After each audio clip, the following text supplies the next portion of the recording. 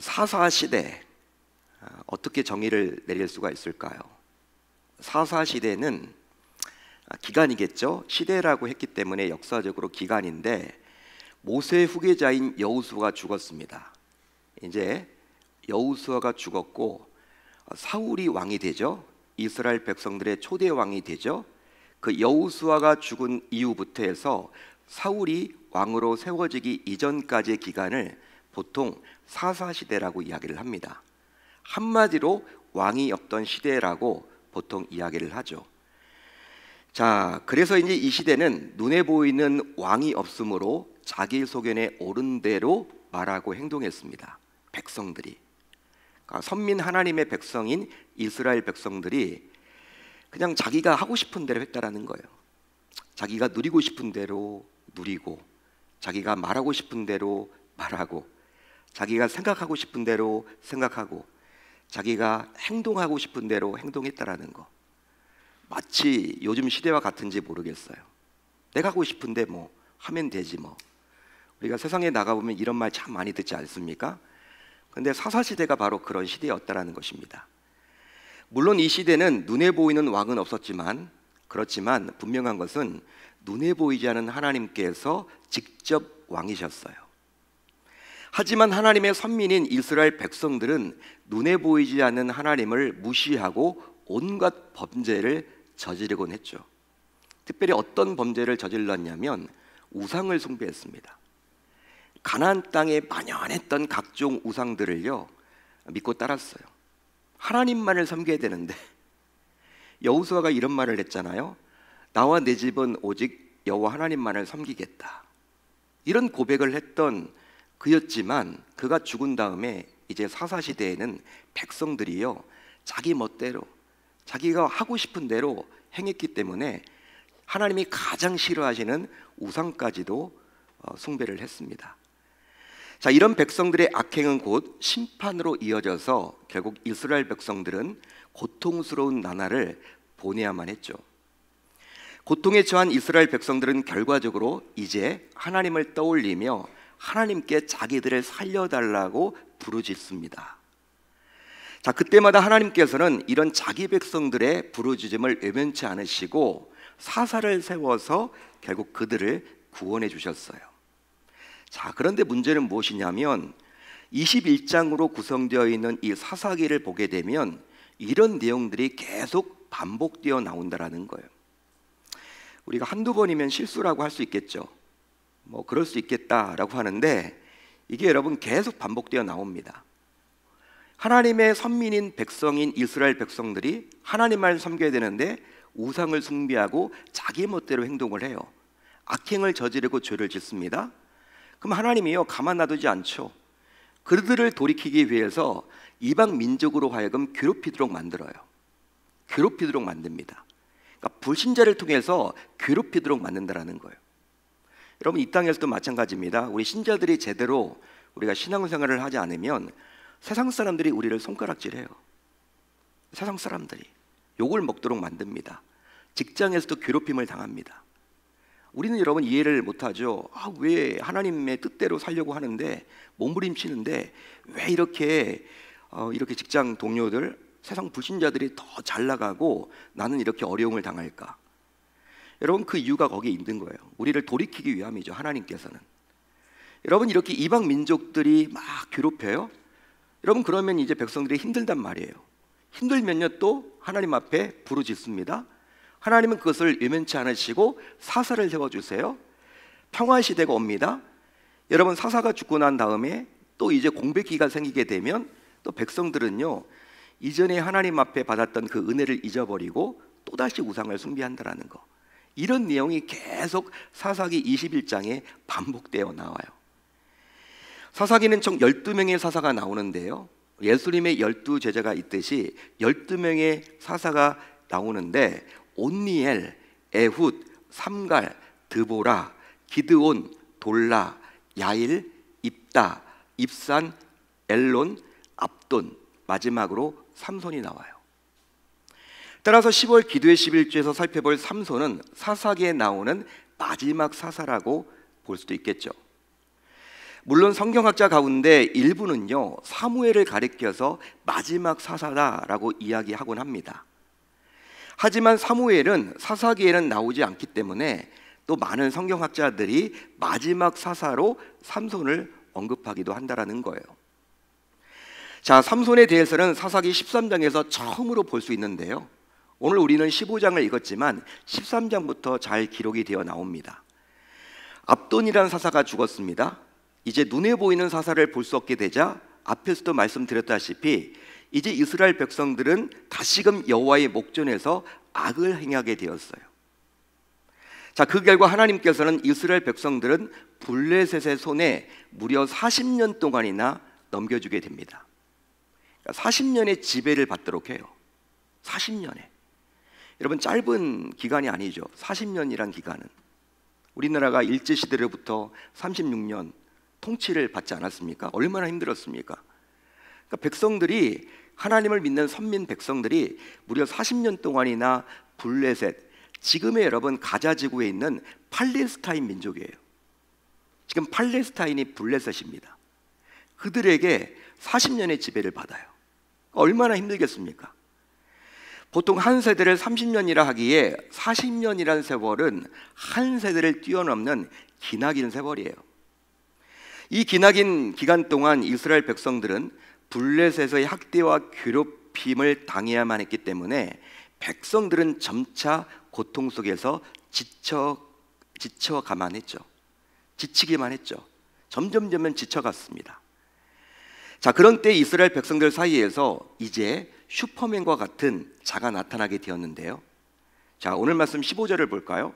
우리 한번 같이 읽어봅니다. 시작. 삼손이 나귀의 새 턱뼈를 보고 손을 내밀어 집어들고 그것으로 1000명을 죽이고. 아멘. 여러분, 이 구절을 묵상하면 묵상할수록 여러분들이 좀 이해가 되십니까? 저는 여러분 이 말씀을 몇 번 읽었거든요. 말씀 준비하려고 읽은 것도 있지만 예전부터 계속 읽어왔는데, 이 삼손에 대해서 제가 삼손이란 인물을 참 매력적으로 여기기 때문에 제가 개인적으로 여러 번 여러분 성경을 읽었는데 방금 전 읽었던 이 구절을 읽으면 읽을수록 잘 이해가 되지 않아요. 이성적으로 잘 이해가 되지 않습니다. 왜냐하면 나귀의 새 턱뼈, 오늘 말씀에 나와 있는 나귀의 새 턱뼈라고 나와 있는 이 새 턱뼈는 나귀가 죽은 지 얼마 되지 않은 턱뼈를 말하는 거예요. 따라서 이 턱뼈가 강하면 얼마나 강도가 셀까요? 한번 여러분들이 생각해 보세요. 나귀의 새 턱뼈, 이 턱뼈가 여러분 뭐 세면 얼마나 세겠습니까? 더욱이 설령 강하다고 하더라도 어떻게 정식 무기도 아닌 턱뼈로 블레셋에 잘 훈련된 군사 1000명을 죽일 수 있을까요? 따라서 우리가 아무리 생각을 잘 해봐도 우리 이성적인 사고로는 잘 이해가 되질 않죠. 우리는 성경이 이렇게 기록이 되어 있다라고 하니까 이거 내려가지만 생각을 해보면요, 이거 잘 이해가 안 되는 거예요. 그렇다면 삼손은 과연 누구이길래 이런 말도 안 되는 일을 행했던 것일까요? 본래 블레셋 민족은요, 지중해에 있던 크레타 섬에서 살던 해양 민족입니다.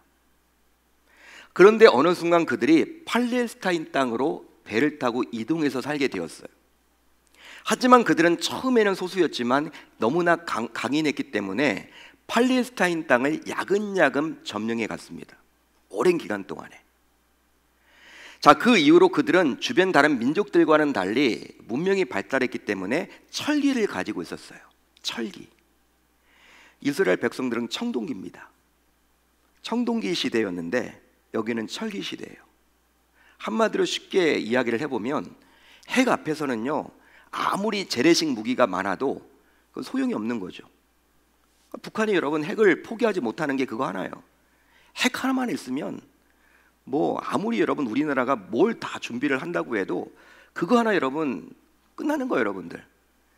여러분 아주 차원이 다른 거예요.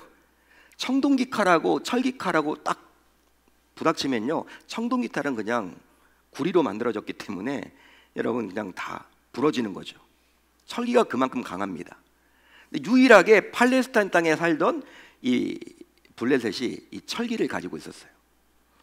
자, 그렇게 강력한 무기를 가진 블레셋 군사들이 무려 1000명씩이나 단 한 사람이 휘두른 나귀 턱뼈에 맞아서 죽었다라는 것, 우리 인간의 일상으로는요 말이 안 되는 거예요. 여러분들 어떻게 생각하십니까? 저는 여러분 정말 이게 신기해요. 자, 그러면 삼손은 과연 어떻게 이런 놀라운 일을 할 수 있었던 것일까요? 혼자서 천명을 감당한 삼손은 또 어떤 사람입니까? 여러분들은 이런 삼손을 어떻게 알고 계십니까? 여러분, 삼손이 이런 강력한 파워, 즉 놀라운 교력을 발휘할 수 있었던 비밀은 곧 오늘 말씀 14절을 보면 알 수 있습니다. 14절. 자, 14절을 한번 같이 읽어봅니다. 시작. 여호와의 영이 삼손에게 갑자기 임하심에. 아멘. 여호와의 영이 삼손에게 갑자기 임하심에. 이 구절에서 볼 수 있듯이 여호와의 영이야말로 삼손이 교력을 행사할 수 있었던 비법임을 알 수 있습니다. 할렐루야, 할렐루야. 따라서 이 말씀을 듣고 있는 저와 여러분들 모두 전능하신 하나님께서 함께 하시면 나귀의 턱뼈가 아니라 그것보다 더 못한 지푸라기 하나라도, 지푸라기일지라도 1000명이 뭐예요? 10,000명, 10만 명, 100만 명 그 이상도 우리가 능히 물리칠 수 있음을 이제 이 시간 기억할 수 있어야 할 줄로 믿습니다. 그러니까 나귀의 턱뼈가 중요한 게 아니라 우리는 자꾸 거기에 꽂혀가지고 이거 뭐야? 이거 어떻게 가능해? 근데 여러분, 하나님의 영이라는 거예요. 하나님의 영. 그러니까 하나님이 여러분 함께 하시면요 수많은 대적이 와도 이겨낸다라는 거예요. 믿으시면 아멘. 성경은 지금 그것을 알려주고 있습니다. 그렇습니다. 하나님께서는 블레셋의 압제에서 자기 백성들을 구원하기 위해서 결국 삼손을 사사로 세우사 그를 쓰셨던 거예요. 그 결과 삼손은 이스라엘 사사로 무려 20년 동안이나 자기에게 맡겨진 사명을 잘 감당했습니다. 자, 그렇다면 삼손은 어떻게 그런 특별한 힘을 갖게 되었던 것일까요? 여러분, 어떤 이유 때문에 그런 특별한 영, 하나님의 영이 임하는 그 교력을 발휘할 수 있었던 것일까요? 그것은 바로 삼손이 구별된 자였기 때문입니다. 사사기 13장을 보게 되면 단 지파에 마노아라는 자가 있었어요. 마노아. 자, 그런데 이 마노아의 아내는 결혼 생활을 했는데도 불구하고 아이가 없었습니다.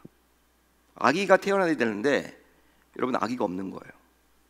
그러자 하나님께 특별한 기도를 드리게 되죠. 하나님, 좀 아기를 달라고 정말 간절히 기도합니다. 그 결과 하나님께서는 그녀에게 은혜를 베푸사 특별한 아들을 주셨죠. 하지만 그냥 주신 것이 아니라 태어날 아들이 평생도록 지켜야 할 메시지도 함께 주셨어요. 아들을 주긴 주는데 그냥 보통의 아들이 아니라는 거예요. 특별하게 지키고 나아가야 될 메시지를 함께 주셨습니다. 그 메시지는 바로 머리에 삭도를 내지 말아야 하고 포도주와 독주를 마시지 말아야 하고 부정한 것에 손을 대지 말라는 거예요. 이런 규례들은 앞으로 태어날 아들이 하나님께 바쳐진 구별된 나실인이기에 꼭 지켜야 할 명령이었습니다. 할렐루야, 할렐루야. 여러분, 삼손은 구별된 나실인으로서 결국 하나님의 영이 임하게 된 것입니다. 그 결과 하나님의 영이 그와 함께하는 동안 그를 당할 자가 없게 된 거예요. 따라서 오늘 말씀 15절에서 16절을 통해서 볼 수 있듯이 삼손이 대적인 블레셋의 군사 1000명을 죽일 수 있었던 것은 오로지 삼손의 힘만이 아니라 바로 하나님의 영이 함께한 결과였습니다. 믿으시면 아멘, 동의하시면 아멘. 그런즉 하나님의 영인 성령의 능력이 아니고서는 삼손이 행한 이런 특별한 일은 설명할 수가 없는 거예요. 설명이 불가능한 거죠. 아무리 여러분 과학적으로 이것을 뜯어서 하려고 해도 안 되는 거예요. 하나님의 능력인 거죠. 이제 나귀의 턱뼈로 1000명과 싸워 이긴 삼손. 한참 치열하게 싸워서인지는 몰라도 삼손은 너무나도 목이 말랐습니다. 여러분, 싸우다 보면요 목이 마르죠. 턱뼈 하나로 1000명을 죽였으니까 이거 여러분 어떻게 아무리 괴력의 소유자라 하지만 인간 아닙니까? 사람 아닙니까? 여러분, 그러기 때문에 목이 마르는 거예요. 그런데 전장터에 마실 물이 있습니까? 없습니까? 당연히 없죠, 여러분. 없습니다. 피만 있겠죠, 여러분. 예? 피만 있지 물이 어디 있어요? 마실 물이. 깨끗한 물이 없는 거죠. 자, 그래서 아무리 찾아봐도 물을 찾을 수가 없게 되자 결국 삼손은 또 이런 말을 해요. 연약한 말을 합니다. 역시 삼손은 연약해요. 사람입니다. 내가 이제 목말라 죽어서 할례 받지 못한 자들의 손에 떨어지겠나이다 라고 하나님께 부르짖어요. 부르짖습니다. 역시 삼손도 사람이에요. 자, 그러자 하나님께서는 이런 삼손의 부르짖음에 응답하사 결국 우묵한 곳을 터뜨려서 삼손에게 마실 물을 주게 되었죠. 이 물을 마시고 회복하게 된 삼손은 그곳을 에낙고레라고 부르게 되었습니다. 에낙고레. 한번 따라합니다. 에낙고레. 에낙고레. 에낙고레는 바로 부르짖는 자의 셈이에요. 그런 뜻이에요. 부르짖는 자의 셈이란 뜻인데 삼손은 그곳을 에낙고레라고 부르며 하나님의 은혜를 찬양하게 되었습니다. 아, 하나님이 주셨다. 하나님이 나에게 은혜를 주셨다. 하나님을 찬양해요. 여러분, 이처럼 삼손이 놀라운 괴력을 행사하고 그 이후 특별한 은혜까지 받게 된 것은 결과적으로 그가 나시린으로서 하나님 앞에서 구별된 자로서 살아갔기 때문입니다. 따라서 삼손이 구별된 자라는 자기의 정체성을 잊지 않고 구별되어 살아갔을 때 우리 하나님께서 베풀어 주신 일종의 복을 받아 누리게 된 것이죠. 할렐루야. 할렐루야. 구별된 자로 살아갔을 때 하나님은 그를 버리지 않았어요. 그를 놓치지 않았어요. 그와 함께함으로 그가 어디를 가든지 간에 승리토록 해주셨습니다. 이게 바로 일종의 복이죠. 사랑하는 성도 여러분, 이 말씀을 듣는 성도인 저와 여러분들 역시 블레셋 곧 세상의 공격을 막고 이길 힘이 정말로 필요해요. 세상에 공격해 오죠.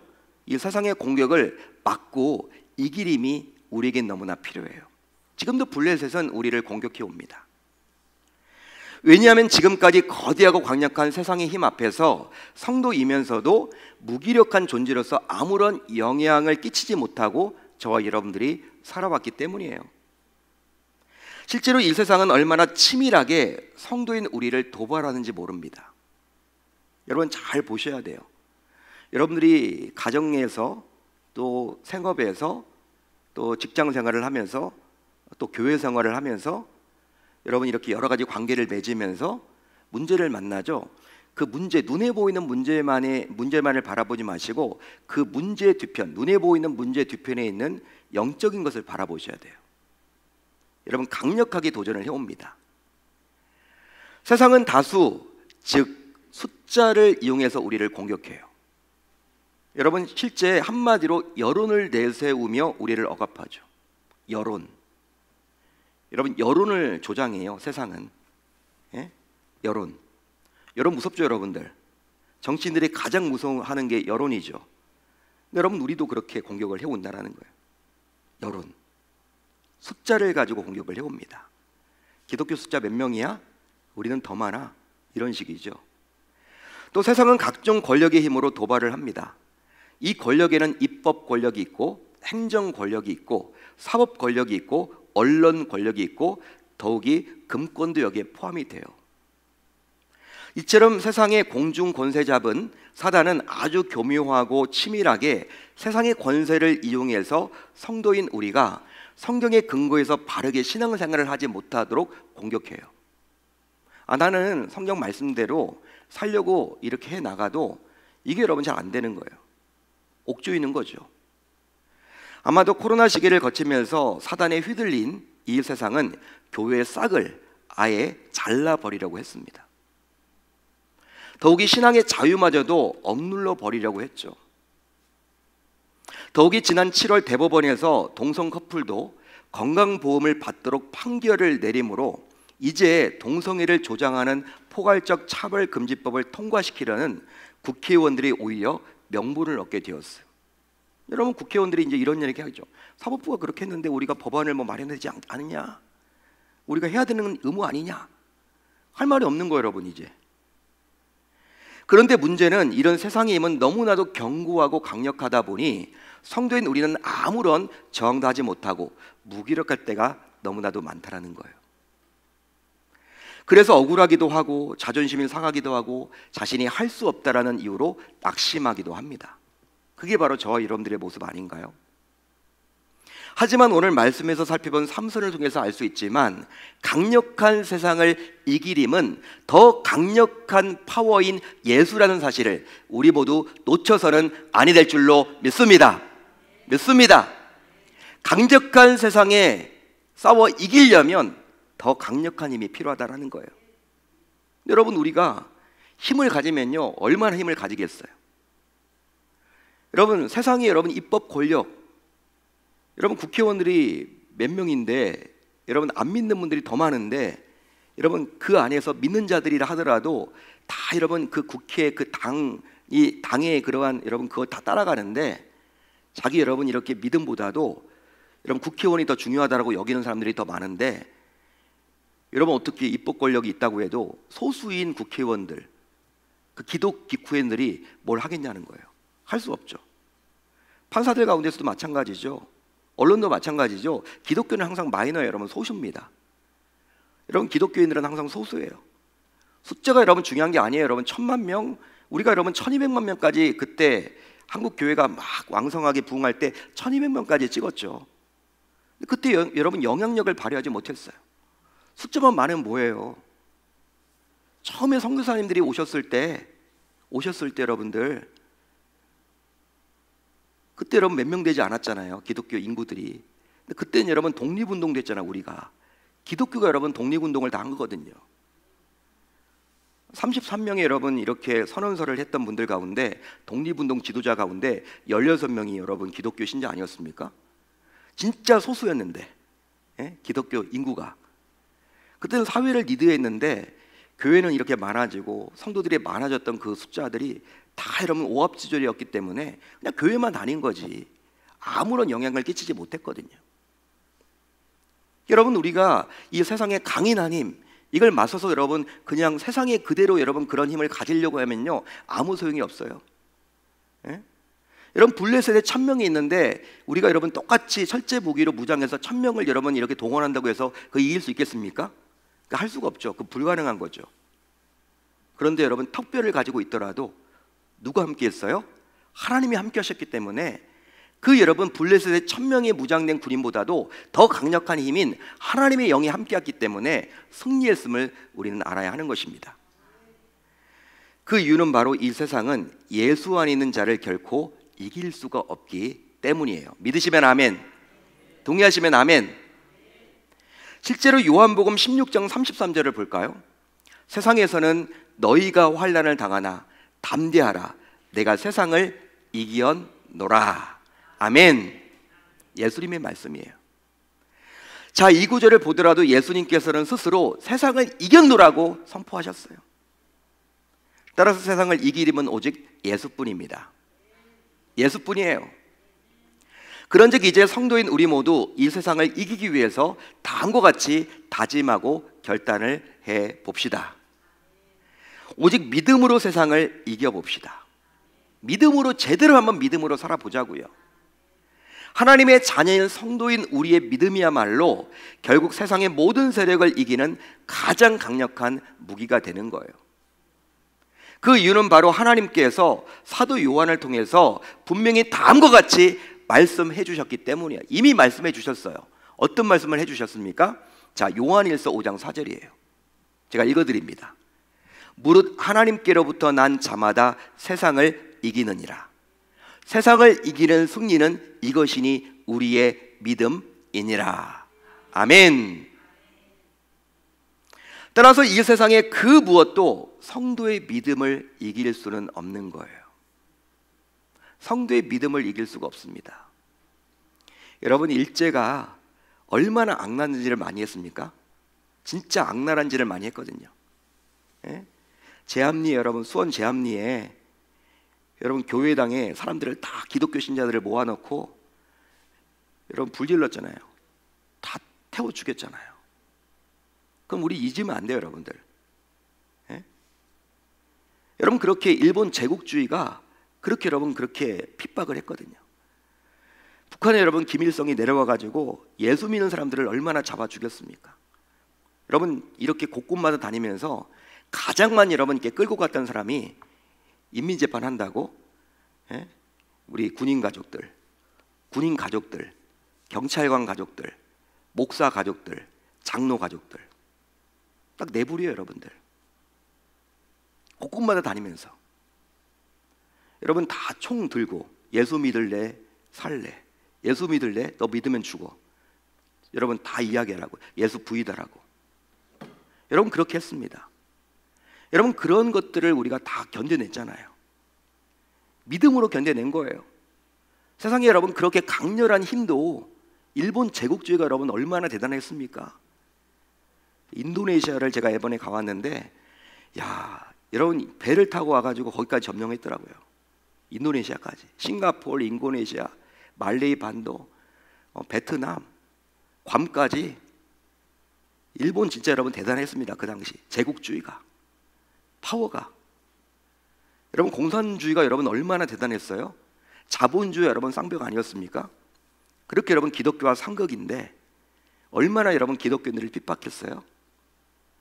여러분 그런 상황 속에서도 우리가 믿음으로 결국 이겨냈잖아요. 그러니까 세상을 이기는 힘은요 아무리 강력해도 믿음이라는 거예요. 그걸 지금 말해주고 있는 것이죠. 다음으로 보다 구별된 삶을 살아 봅시다. 세상과 구별된 삶은 성도인 우리의 가장 강력한 무기가 되는 거예요. 세상과 구별된 삶은 성도인 우리의 가장 강력한 무기가 됩니다. 마치 나귀의 턱뼈처럼 별 볼 일 없이 보이더라도 결코 그렇지 않다라는 것이죠. 예수 안에서 무장된 성도의 삶은 결국 그 어떤 사단의 관계보다도 당할 수가 없습니다. 따라서 성도로서 세상의 유혹에서 벗어나서 보사 구별되어서 살아가야만 할 줄로 믿습니다. 여러분 왜 당시 하나님께서는 나시린으로 하여금 포도주와 독주를 마시지 말라고 했을까요? 여러분 그 이해를 좀 해보셔야 돼요. 왜 포도주와 독주를 마시지 말라고 했을까? 그것은 바로 세상과 다른 구별된 모습으로 살아가라는 거예요. 여러분 요즘에 세상 문화에서 어떻습니까? 뭐 한 잔쯤이야 뭐, 여러분 그렇게 이야기하는 분들 많죠? 기독교 신자들 가운데서도. 여러분 악은 모양도 버리라고 했어요. 한 잔이 두 잔 되고 두 잔이 석 잔 됩니다. 한 잔을 하시면 안 돼요 여러분. 그거 하는 순간 타협하는 거예요. 자기가 여러분 하나님이 되는 거예요. 한 잔쯤이야. 하나님은 그렇게 생각 안 하신다니까. 악은 모양도 버리라고 했지. 어떤 분들은 술만 취하지 않으면 된다. 세상은 여러분 다 술 따라가는데 뭐 어떤 교회 뭐 장로님, 뭐 안수집사님들, 권사님들은 술 마시는데 뭐 어떠냐? 여러분 그분들은 그렇게 하라고 하세요. 그렇지만 여러분들은 하시면 안 된다니까. 그 따라가시면 안 돼요 여러분들. 성경은 그렇게 말하고 있지 않기 때문에. 한 잔을 하시면 두 잔이 되고 두 잔에 하면 세 잔이 된다니까. 처음부터 여러분 딱 그걸 끊어야 돼요. 아무리 요구가 들어와도 저는 크리스찬입니다, 저는 이건 마실 수가 없습니다, 다른 것도 하겠습니다. 우리가 실력으로 나가서 싸워서 이겨야지, 그렇게 여러분 세상에 나가서 그냥 여러분 뭐 관계를 잘해야 된다는 이유로 타협하는 순간 어려워진다는 거예요. 당시 여러분 이스라엘 백성들, 여러분 가나안 문화가 이 독주와 포도주가 유행했어요. 여러분 백성들도 거기 따라가는 거예요. 거기 문화에 맞춰서 살아가야 하다 보니까. 나시린만큼은 그렇게 하지 말라는 것이죠. 너는 구별된 자라는 것이죠. 너는 하나님의 선민이라는 것이죠. 너는 특별한 자라는 것이죠. 하나님은 그것을 요구하셨던 것입니다. 그런데 성도인 우리와 불신자의 차이가 겨우 주일에 교회 다니는 것이 전부라면 이것은 결코 구별된 삶이라고 할 수 없는 거예요. 여러분 우리가 1200만 명 우리 기독교 신자들이 그렇게 살아왔기 때문에 지금 힘을 다 잃어버린 거예요. 기독교 인구가 다음 세대에게 여러분 물려주질 못한 거예요. 아버지 어머니를 보니까, 직장에 가보니까 직장 상사들이 다 교회 이렇게 다닌다고 하고 또 중직자라고 이야기하는데, 그런 얘기 하면서도 막 좋지 않은 거 막 시키고 막 술 막 이런 문화에 익숙해져 있다 보니까 여러분 이렇게 교회 다녔던 그런 기독교 젊은 친구들이 교회를 다 떠나게 된 거고, 부모님의 신앙을 봐도 이렇게 제대로 살지 못하는데 뭐 이거 믿어봤자 뭐해. 우리가 여러분 잘 나갈 때 90년대 여러분 2000년대 초반에 1200만 명을 막 찍었을 때 그렇게 살아내지 못하다 보니까 다음 세대를 키우지 못한 거예요, 우리가. 그런즉 이제 세상과 짝하게 되면 이것은 하나님과 원수됨을 기억하고 언제나 어떤 식으로 구별되어서 가정과 학교와 직장과 교회에서 살아가면 좋을지 이제 우리 모두 몸부림쳐야 할 줄로 믿습니다. 따라서 이제 성도인 우리 모두 세상과 구별되어서 살아갈 때 결국 하나님께서 함께함으로 임마누엘의 하나님을 경험하게 되고, 그 결과 우리네 삶에서도 놀라운 능력을 맛볼 수 있기를 우리 주님의 이름으로 축원합니다. 그렇게 하면 살아보겠다라고 결단하고 다짐하는 저와 여러분들이 다 되실 수 있기를 바랍니다. 구별이에요, 구별. 어떻게 우리가 거룩하게 살아갈 것인가. 내가 단순히 교회만 다니는 것이 아니라 내 교회 다니는 이 신앙을 어떻게 삶으로 보여줄 것인가. 이게 바로 하나님의 영이 함께하는 능력이 되어서 이 세상에서 우리가 영향력을 끼치고 살아갈 수 있게 된다는 것입니다. 여러분, 세상을 이기고 싶으세요? 우리 여러분 말빨이 먹혀야 되지 않겠습니까? 세상에서. 그렇게 되기 위해서는 우리가 어떻게 해야 될까? 저를 비롯해서 여기에 있는 모든 분들이 기독 신자로서 단순히 교회만 출석하지 마시고 주일만 그냥 교회 다니는 그냥 종교 생활하지 마시고 참 신자가 다 되어서 우리의 말 한마디에 세상에 영향을 끼치는 저와 여러분들이 다 되셨으면 좋겠습니다. 세상을 이기려면 똑같은 힘으로 하면 안 돼요. 우리가 이길 수가 없습니다. 우린 약자입니다. 소수입니다. 여러분, 어떤 분들은 그래요. 언론을 장악해야 된다. 우리가 무슨 이유로 어떻게 언론을 장악해? 여러분들 노력을 할 뿐이지만 그걸로는 불가능해요. 우리 각자의 삶에서 예수 믿는 티를 잘 내시고 성경 말씀대로 살아가면요, 그들이 동화되고 우리에게 관심을 갖게 되고 우리의 말 한마디에 영향이 생겨서 세상을 변화시킬 수 있다는 이 진리를 저와 여러분들이 꼭 기억하고 돌아가셨으면 좋겠습니다. 그것을 위해서 오늘 이 새벽 같이 함께 기도합시다.